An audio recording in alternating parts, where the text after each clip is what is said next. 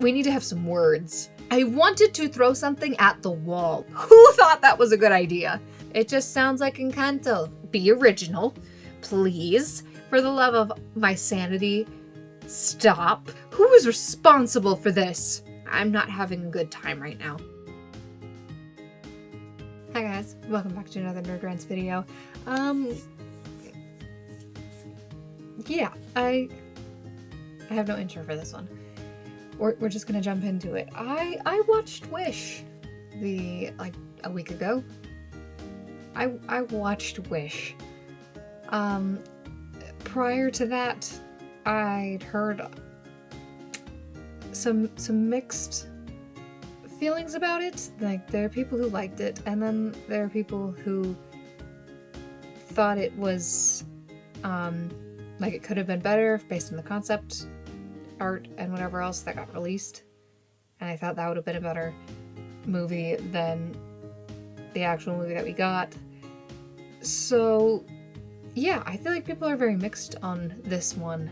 The only reason I watched it is because my boyfriend watched it and then explained it to me, and he made it sound cool.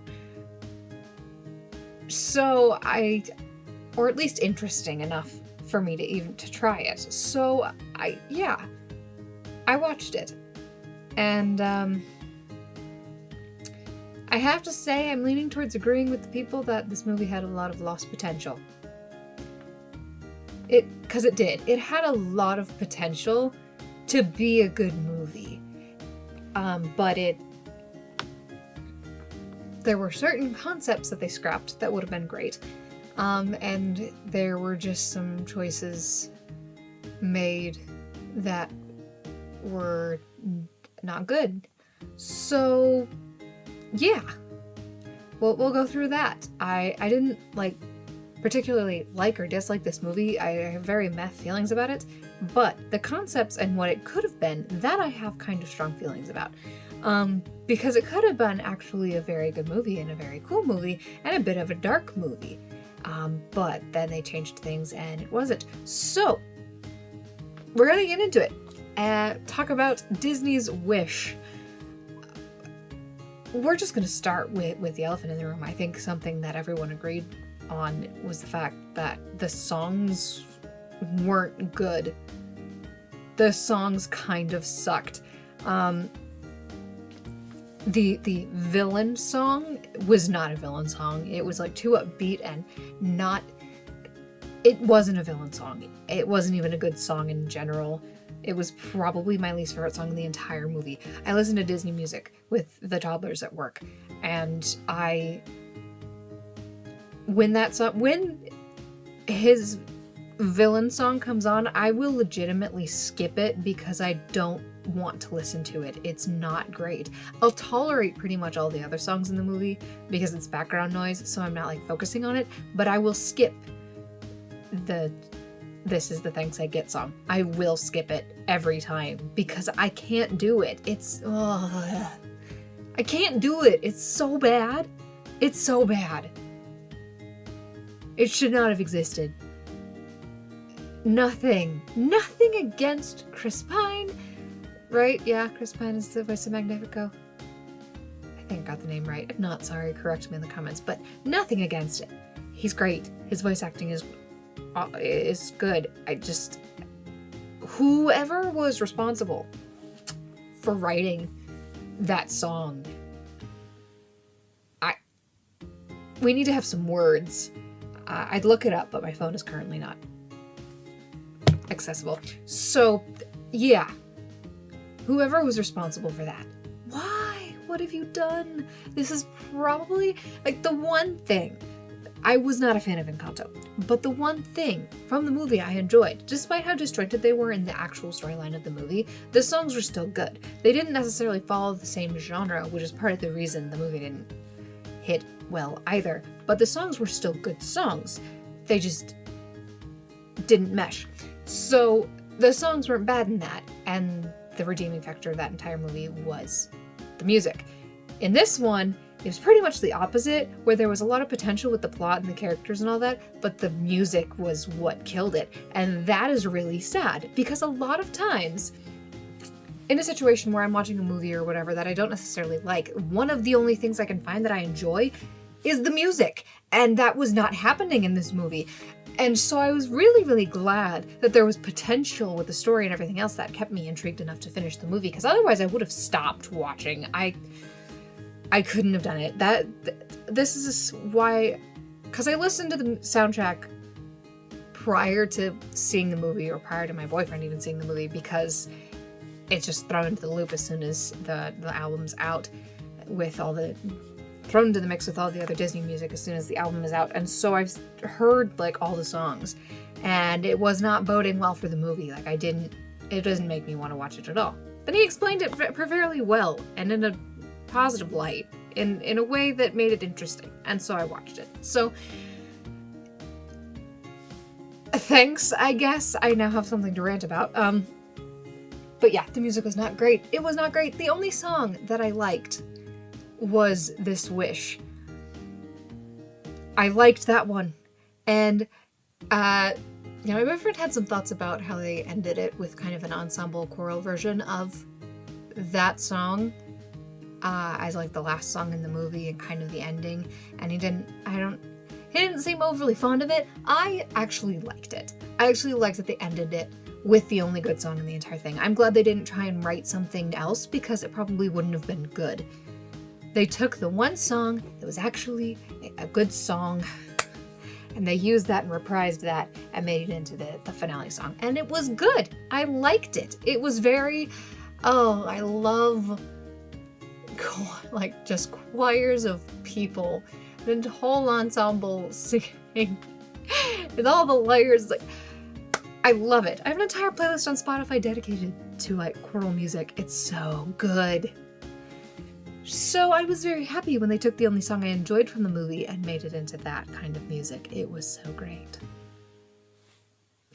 And part of the reason, biggest issue with the songs, besides this is the things I get, that one can just burn. But with all the other songs, my biggest issue, there were intentional, like, grammatical issues. It made me cringe. A few of them, like, made me want to throw up in my mouth a little bit. It was so bad. There weren't a lot of them, but when they happened, it was so in your face and obvious, because you have the feel of the song and it's flowing, and we know how music kind of flows. It still makes sense. Sometimes they throw a double negative in there, but it doesn't like mess with the structure of a sentence or anything. And so we just kind of flow with it and go with it, and it has a flow to it. And then, so we're listening to this song, like, At All Costs, not a bad song. Kind of weird in context that they're singing about people's wishes. Like, yes, it makes sense, but also I don't know. It was a little bit of a strange feel of a song to have on the first. I don't know. It sort of made sense, but also sort of didn't. Anyway, not a bad song. Like, it could have been, I think, a pretty good song and like a second to This Wish, if they didn't have 2 or 3 lines in there where they took the sentence of the lyric, chopped it in half, took the front end and put it on the end. So they sing the end of the sentence and then the beginning of the sentence, and I wanted to throw something at the wall. Like, it was not okay. I'm a bit of a grammar Nazi in general. It's not okay. There's a little bit of lenience when it comes to song lyrics because you have to make it flow with the music, but that is not okay. And it's not, it ruined the entire song. Like, it was going fine, like, cool. Why haven't I heard this one in the mix with the Disney music? This one's pretty good. And then it got to that line and it's like, felt this way, I never have, or something. And I was like, nope. And just like that, I didn't want to listen to the song ever again. and it's unnecessary. They totally could have figured out a way to write the exact same thing in an actual grammatically correct order that still rhymed and still got that point. Like, why did we feel who looked at the music, whatever, was writing the lyrics and said, you know what would be a great idea? It's gonna blow your mind. We're gonna take the beginning of this sentence and put it in the lyric below the second half of the sentence. We're gonna split them up and put them backwards. That makes perfect sense. Like, who thought that was a good idea? Who thought that was a good idea? Ugh.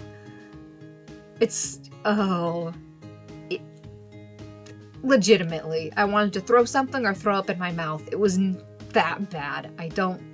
Bleh.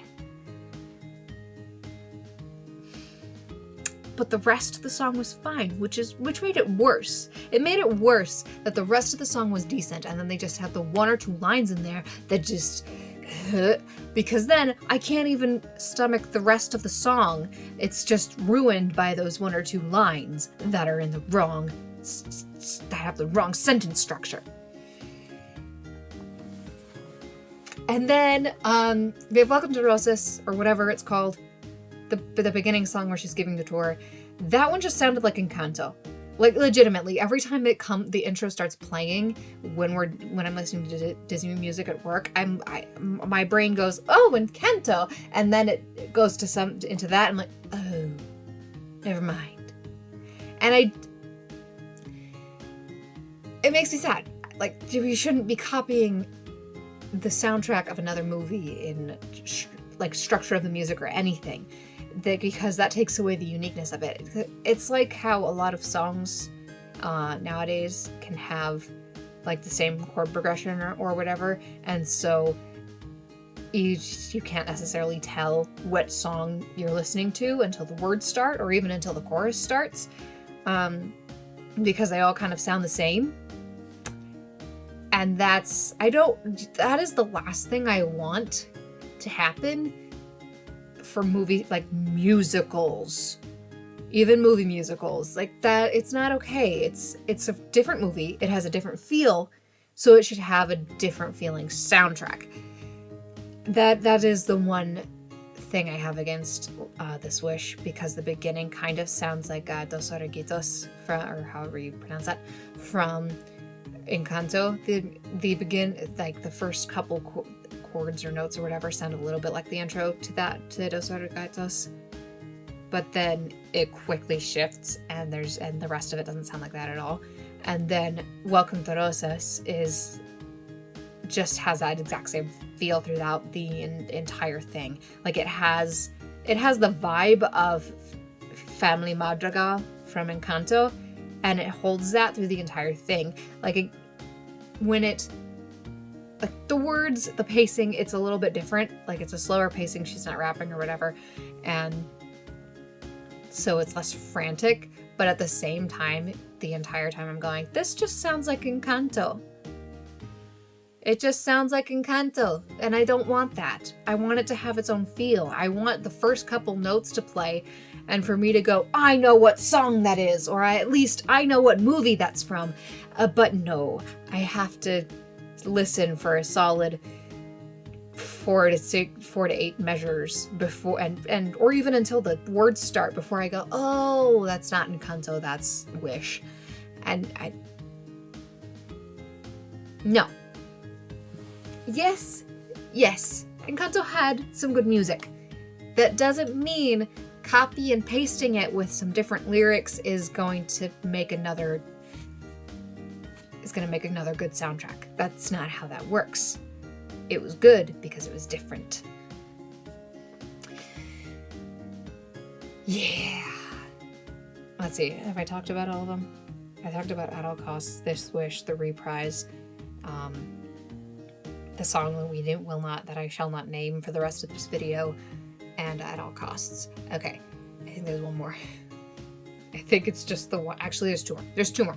I do not remember the song, but when her and her friends are getting together after they get kind of ratted out, after they get ratted out to King Magnifico, and they're kind of getting ready for battle, essentially. That one's okay.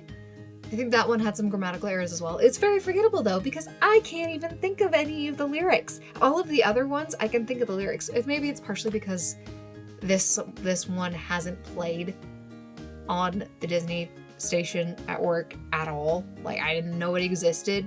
The rest of the songs I'd heard, and so I knew they existed. I didn't know this one existed. So, first time listening to that one, and but I could also probably listen to it now and not remember anything that happened. I just remember that it was halfway decent, and something happened that made me go, oh, it's not as great anymore, and I think it was because there were grammatical errors. There were some grammatical issues, but very clearly intentional grammatical issues, which makes it worse. Like, why would you look at a thing, say, hey, it'd be great, let's screw with the grammar and make it nonsensical and just bad. People will love it. No, we don't. Hate it. Makes me want to barf. Okay. Now we're going to talk about my least favorite song in the entire thing. I don't like it at all. When I first heard it out of context of everything else, I really thought it was the finale song, which made me really sad. Like, I was expecting this to be the last song I hear, which I'm glad it wasn't, because it's bad. It again gives off the vibes of Encanto, kind of the ending song of Encanto. It gives off those vibes as well, which it should not have the same vibes, the same feel as Encanto. The reason I don't mistake it for Encanto is because the lyrics start pretty much right away, and it makes me sad, because I'm usually I would skip it. I totally would skip it, but I'm usually doing something with the children or whatever. So I would prefer not to yell at the Alexa across the room at that particular moment to skip the song, and I just try to tune it out. It's, I don't even know the name of the song. I don't know the titles of most of these. I know This Wish and At All Costs because people have made YouTube videos about them. And this is the thanks I get because he repeats the line over and over and over again. And I'm just assuming with the rest of them. So yeah, whatever the title of this one is, I'm assuming it's like We're All Stars or something. I hate it. I legitimately would have skipped through the song while watching the movie if I was not paying attention to the visuals that were happening, because it was the introduction of the star, and the light from the star and the magic interacting with the world and making it more lively was a cool aspect. And so seeing that happen throughout the entire song was the only reason I made it through while watching the movie, because the song sucked. It's sung by talking trees and animals, which is not a bad thing. Just a little bit silly, which is, again, not a bad thing. It's a children's movie. Talking animals is fine. But anyway, the vibe, again, is very similar to Encanto, which gets old. It got old after it was like the second or third song that sounded like Encanto, and I'm like, this is getting old. Please just have your own feel. Just be original, please. And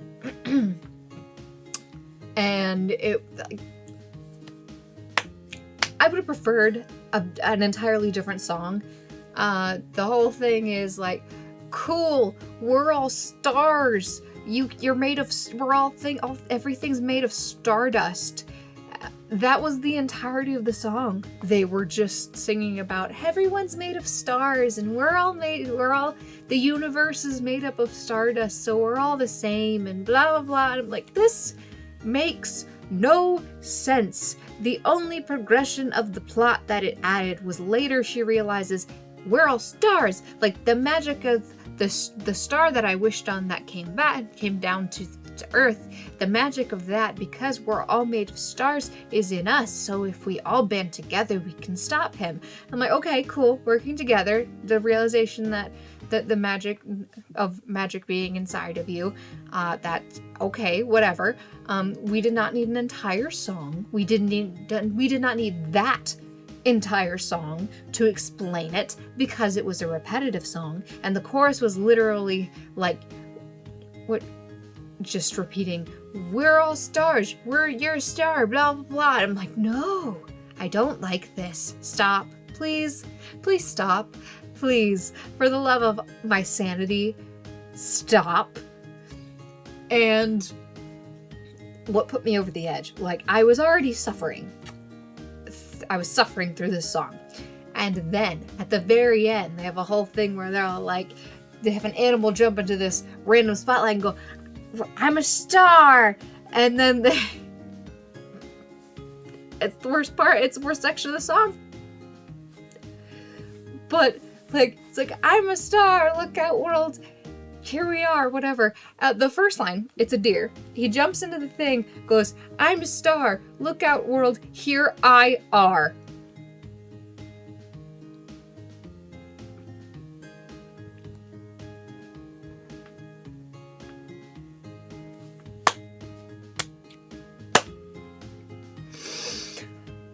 Someone please take every copy, digital or otherwise, of that song, delete it and burn it, because what the heck is that line?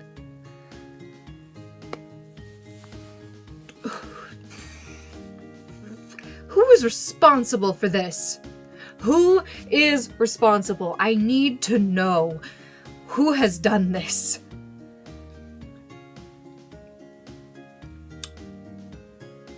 Your song was repetitive enough.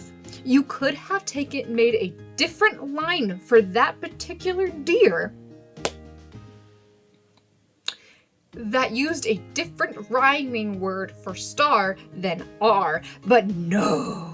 You decided, let's take a singular pronoun and pair it with a plural helping, like, a plural verb. Why would you do that? Why would you think that's a good idea? What were you on when you were writing that? I just need to know, because oh my gosh.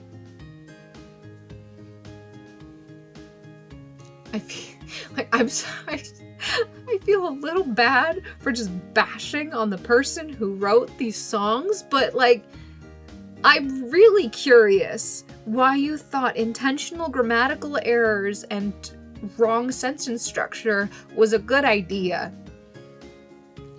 What possessed you? Because it was so jarring. I was already suffering. I'm like, I don't enjoy this song. I'm not enjoying this song. I'm not having a good time right now. I'm getting through this, and I'm having fun with the animation becoming more lively and whatever, with the real magic entering the world. And then you had to throw that line in there, and I was just like, nope, there's no redemption for this scene or this song. I'm sorry, there's no redemption. Cause like, they were basically repeat those exact two lines 3 different times. Singular for the deer, and then they do plural, so they go, here we are, so it actually works. And they do that with a couple people. And then they go, and at the end of the third one, they go, here you are, so it's you. So whether it's singular or plural, are is still the correct verb to use in that situation. And so those two are fine. They're repetitive, but it's fine. So I really wish they had taken the first one, changed that second line so it didn't rhyme with R, it rhymed with something else, and it didn't kill me. And then they could have even changed one of the other ones because like, you can get the point across. Don't do it the same way 3 times in a row. Use words, like use more than the like 50 words that you decided to allot for this song.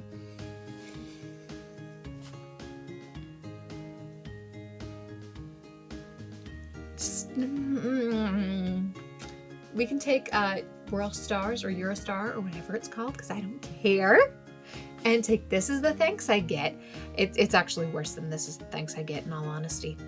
But anyway, take those 2 songs, put them in a little ball, and then throw it into the hottest fire that we can possibly create.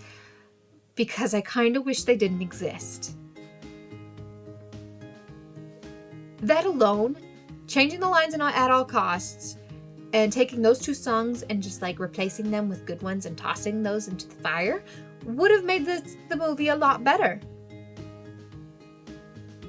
And, you know, giving the songs an actual, like, original feel to them rather than copying Encanto. Okay, I'm sorry. That was 20 minutes of ranting about the soundtrack. Let's get into the part that I actually enjoyed. I'm sorry. Like, the movie wasn't all bad. It was just the songs were meh or despicable. That was the range. And then we had this Wish, which was okay. Like, I can listen through that one and actually enjoy it. So again, sorry for whoever wrote the soundtrack of Wish. I'm sorry I keep bashing you. I'm sorry. I'm very passionate about music and grammar and words in general. So I'm sorry, but also, what on earth? That's all I got. Okay, we're gonna talk about the story and the characters and the lost potential in the plot. Okay, so, general plot. Asha, one is a tour guide of Rosis. King Magnifico rules. He is magic. He has the ability to take people's wishes, their deepest desires, and protect them. The people who give up those wishes do not remember them and are different because he took their wish, their dream, a very integral part of themselves, and he protects them, and then he can grant them. But because he's king and he's a little paranoid and narcissistic, just a little bit. But anyway, because he's paranoid, he's like, if it's too vague, I'm not going to grant it.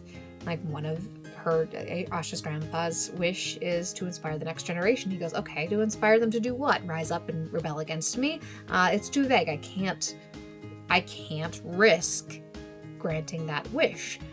And so basically he's playing God. He literally has a line where he says, and multiple times through the movie, where he says, I decide what people deserve. So the concept of this villain, first of all, we have an actual villain for the first time in like a new Disney movie, not a remake, for the first time in a while. Like, there have not been a lot of Disney movies lately that have an actual villain. It's just like, oh, the enemy was ourselves, or this tradition, or blah blah blah. I'm like, okay, cool, nice, cool theme, cool message. I'm missing the villain. I'm missing the bad guy. I want a bad guy, because like Frozen, Hans is sort of bad guy. Like, he's there, but he's only a bad guy for the last 10-15 minutes of the film. And so it doesn't feel like there's a villain for most of it. And second one, there's not really a bad guy, except it's the past. The past is the bad guy, and that's it. In Kanto, there's no villain. There's legitimately just no villain. Which is fine, it works for that story. It's still met to me for not that reason, but other reasons. But I was glad there was an actual villain in this one. It made me happy. And King Magnifico is actually a good villain. The concept of his villain, and honestly, played very, very well. He was a good villain. He needed a proper song, but he was a good villain. There was talk in the concepts of Queen Amaya, his wife, also being evil, but being more of a secret villain. And so then they have her revealed later when Asha, like, confronts them and tries to get Queen Amaya's help. And then she goes, you know what? No. Like, crushes a wish or something and reveals, I'm loyal to my husband. To a fault. I'm not a great person either, which would have been very interesting. The route they did take was still interesting and it still worked. But it would have been fun to see have, like, the upfront I am a villain and then potentially the secret worse villain, because if she's a secret villain and she's playing the nice guy, she could be worse because being potentially manipulative and all of that, and that could have been cool. But in the route they went is she's good. She's loyal to her husband, loyal to the man he used to be. And then as he gets paranoid, especially with the light from the star that goes across the entire kingdom, which is just a fun scene. And having that and having this, like, that's not me. Someone's here, someone with magic that can combat me is here, that threatens me. And so he gets paranoid and goes into dark magic. Excuse me. So having her go the route of he's driven mad by his paranoia, and her going, this is not the man I knew, was an interesting concept. But they, at the very end, they kind of took a misstep with it, because they stop him, they trap him in like the shiny mirror side of it, part gem, whatever, of his magic staff. And they find him, and he's like, help me, you're my wife, you're loyal to me, you're the love of my life, help me. She goes, no, go hang him on the wall in the dungeon. And just so nonchalantly goes, bye. Which, if she gives up, entirely gives up hope on, even if she entirely gave up hope on that he would ever be the man she loved again, he was at one point. And so the feelings would linger, and there would be, I feel like it wouldn't be a super nonchalant, like, go hang him in the dungeon.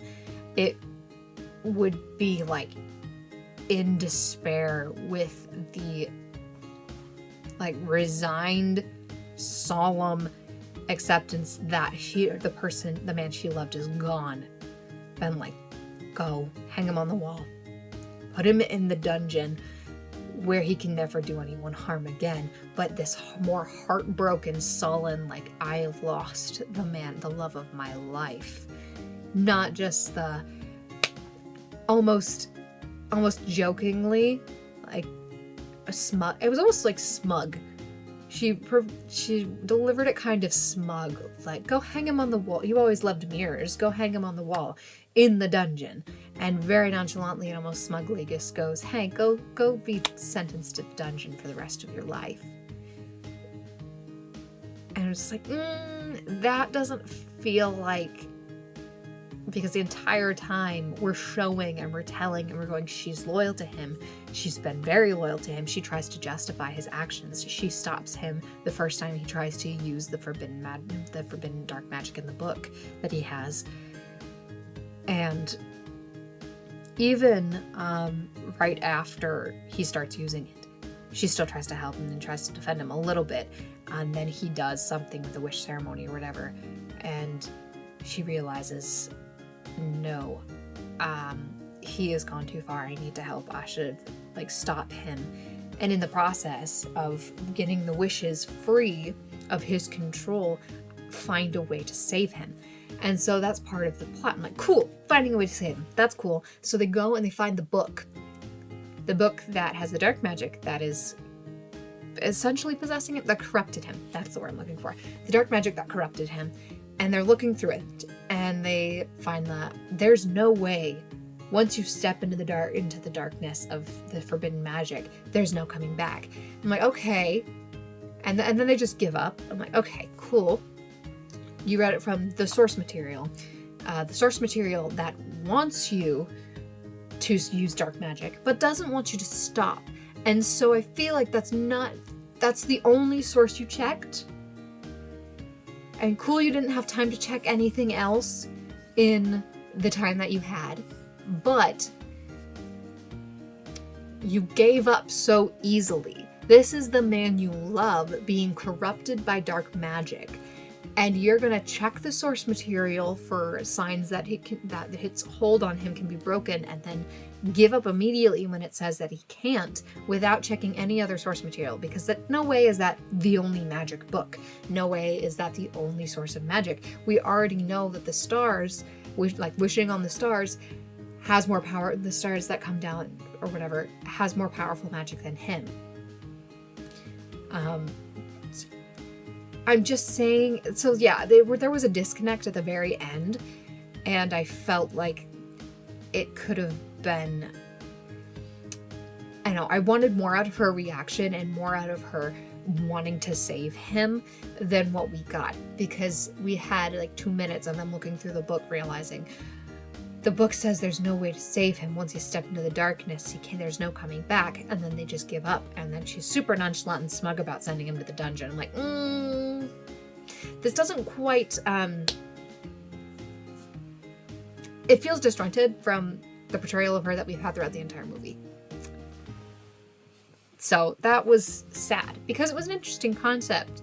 And the idea of her being really loyal to him and then realizing, like, being blinded by love for a majority of the movie and then him doing something that even she can't ignore, and helping them stop him, but doing it out of a place of absolute just heartbreak and duty to her people. It's a great concept. I just wish they had followed through all the way to the end with it and had the proper reactions from her and that hope and that heartbreak and that striving to save him through all the way to the end. Even just a toss away line, it's like, there's a chance to save him. It's like, I still believe there's a chance to save him. You could have set up for a sequel with the line, there, I believe there's still a chance to save him, as she sends him off to the dungeon. You could have set up for a sequel with that. You're such a big money grabber, Disney. Why didn't you think of this? Now there might be a sequel anyway, but it won't. It'll be less connected because the way you ended this is so standalone, and you could have led into it so easily with Asha trying, with her new wand or whatever, and her newfound magic, trying to balance her responsibilities of being like the magic wheel, the mage of Rosas now, and also trying to help Amaya save her husband. It wouldn't necessarily have to work, but it would have made more sense and would have followed the I love my husband, I was a good person, but I loved and loyal to my husband all the way to the end, because despite being corrupted by dark magic, those feelings wouldn't go away. She might lose her faith in his. She wouldn't necessarily lose her faith in him. Her feelings for him would stay the same, and almost not deepen, but like it'd be more concern against him than like anger or anything else, because it's not his fault. The whole thing would be, it's not his fault, it's the magic's fault. Yes, he opened the book. Yes, he initiated it. But the magic is using him and corrupting him and pulling on the worst parts of him to make him into this villain. So if there's a way we can release him from that, maybe I can get back to the man that I used to love. That would have honestly been a very cool lead into a sequel, but they totally missed out on that. So that's unfortunate. Also, what's with all of the random hints?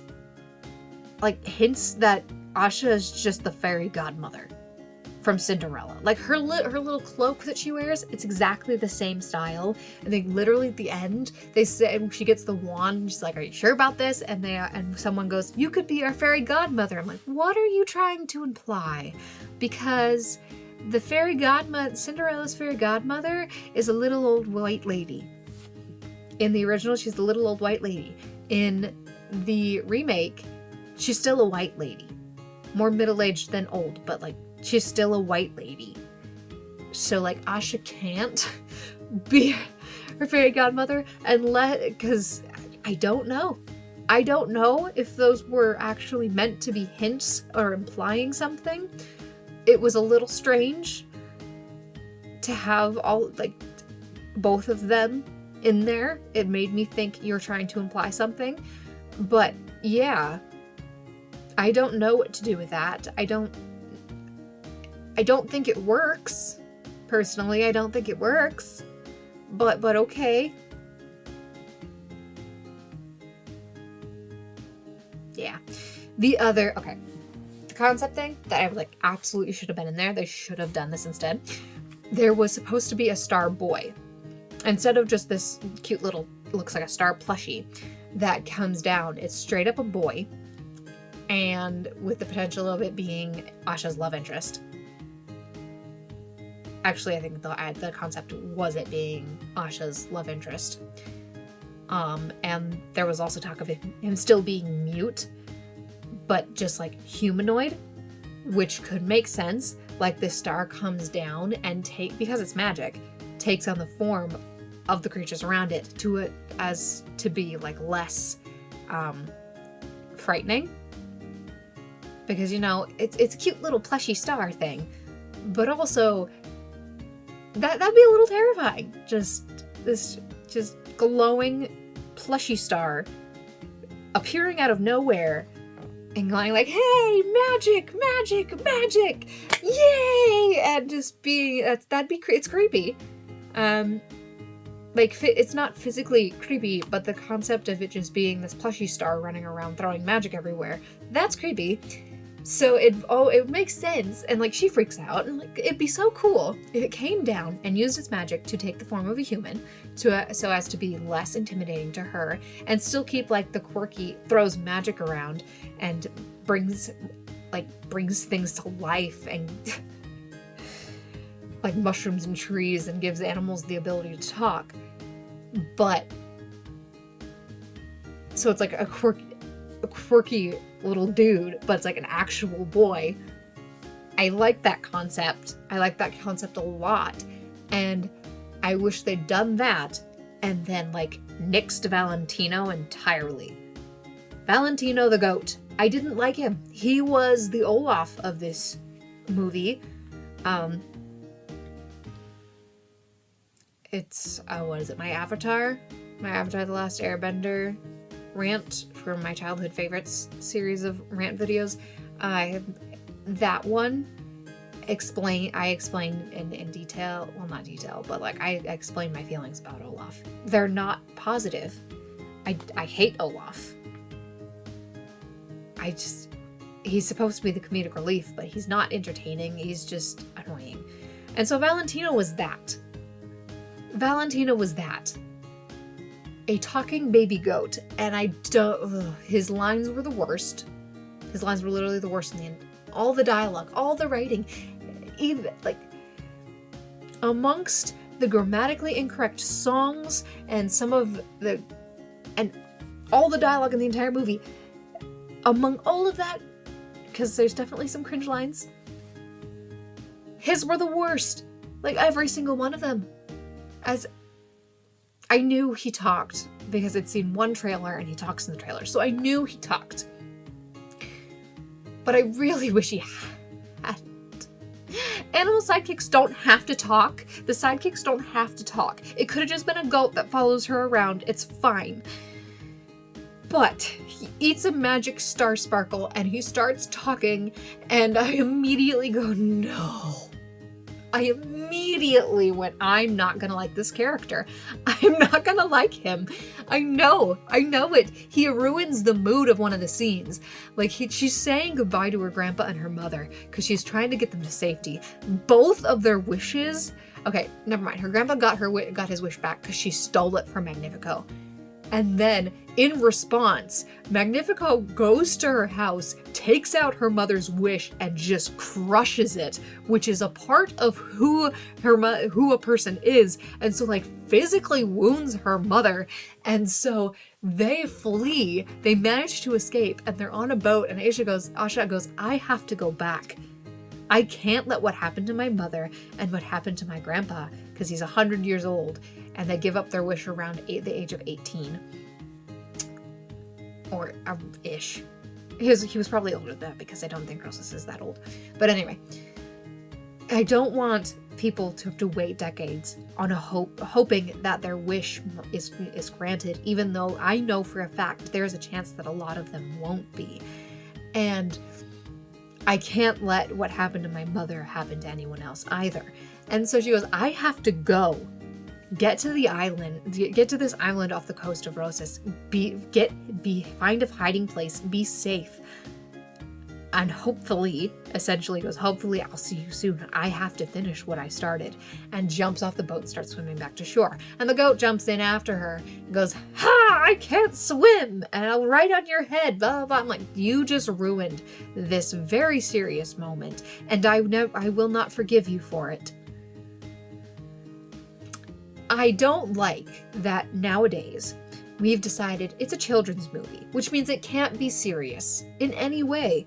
Children can't take serious that stuff. Why would we do that? No, children are fine with serious stuff. They either won't understand what's happening, so even if it's a darker, more serious thing, they won't necessarily understand the concept, and they'll just go like, oh, that's not my favorite scene in the movie. But also, kids don't just go through happy-go-lucky, everything's great stuff in life. Unfortunately, sometimes kids go through crap. And having something that they can relate to as a darker, more serious thing, and seeing this darker, more serious thing happening and playing out, and then having that happy ending, that's more hopeful than giving them this happy-go-lucky movie where like everything's comedic and everything's gonna be fine and we're gonna play down the seriousness of this situation and the stakes are gonna be zero. And it's like, oh, cool.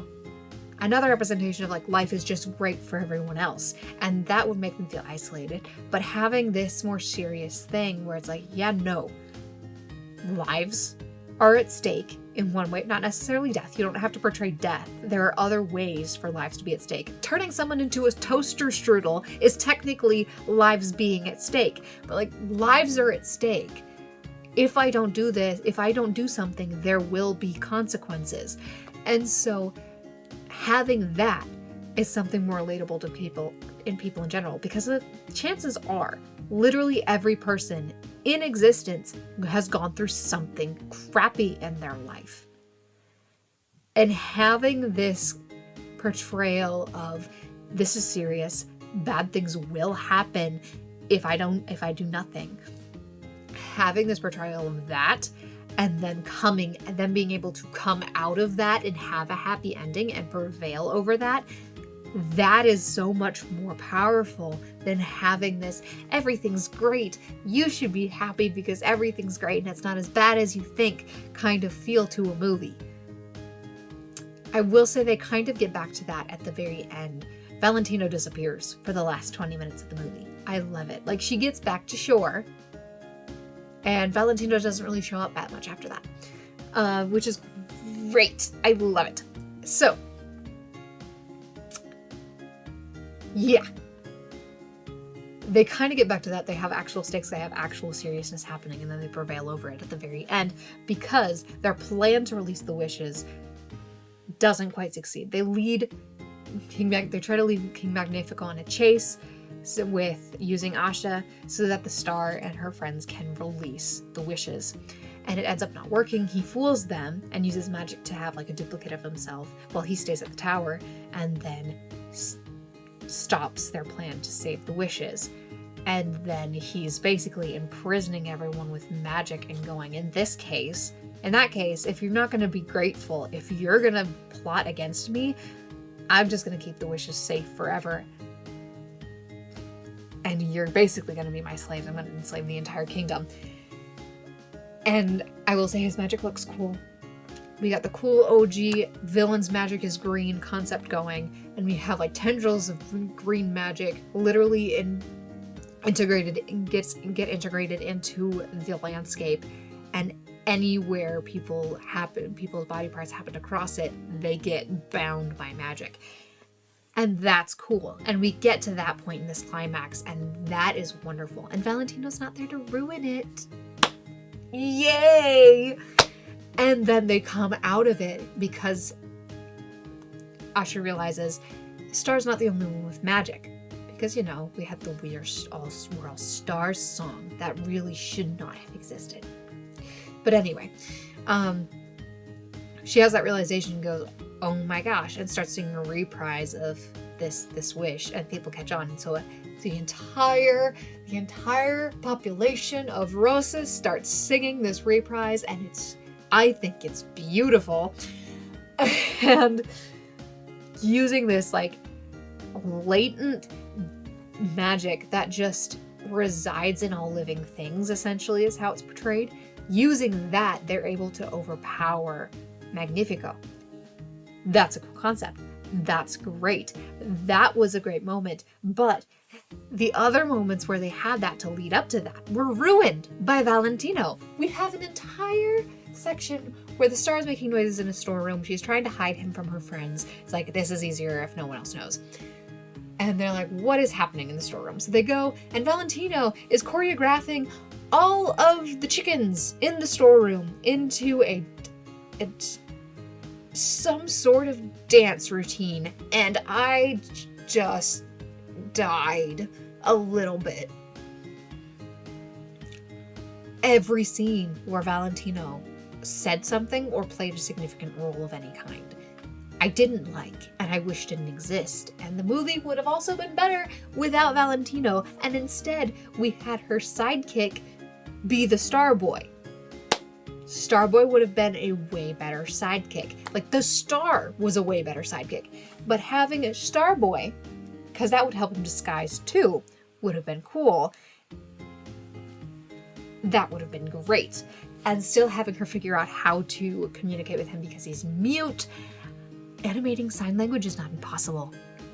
The people in the creators of Dragon Prince did it. They animated sign language. It looked incredible. You can animate sign language.